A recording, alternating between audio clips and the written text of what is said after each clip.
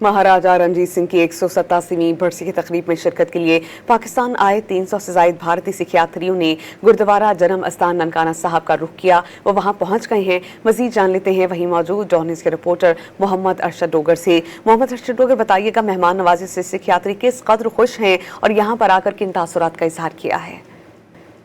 हाँ जी बिल्कुल, मैं इस वक्त मौजूद हूँ गुरुद्वारा जन्मस्थान ननकाना साहब में, जहाँ महाराजा रणजीत सिंह की बरसी में शिरकत के लिए 300 से ज्यादा भारतीय सिख यात्री गुरुद्वारा जन्मस्थान पहुंचकर अपनी मजहबी रसूमात अदायगी कर रहे हैं।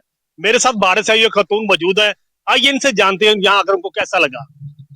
वाहिगुरु जी का खालसा, वाहिगुरु जी की फतेह। तो यहाँ पे सबसे पहले तो बहुत ज्यादा शुक्रिया अदा है पाकिस्तान एम्बेसी का, गुरुद्वारा कमेटी का, और पाकिस्तान का। 14 साल बाद आई हूँ मैं ननकाना साहब, और यहाँ इंतजाम बहुत अच्छे थे। एसी बसेस थी, कोई ऐसा हमें दिक्कत नहीं आई। पूरा प्रोसेस बहुत स्मूथ था। और अगर आप गुरुद्वारा को देखें तो बहुत डेवलप हो गया है, बहुत सी चीजें बदल गई हैं। तो मुझे ऐसा लगता है कि एक बार जरूर यहाँ सबको दर्शन करने आना चाहिए। यहाँ के लोग बहुत वार्म वेलकम करते हैं और बहुत अच्छे हैं। और ये भी पंजाब ही है, हमारा पंजाब है।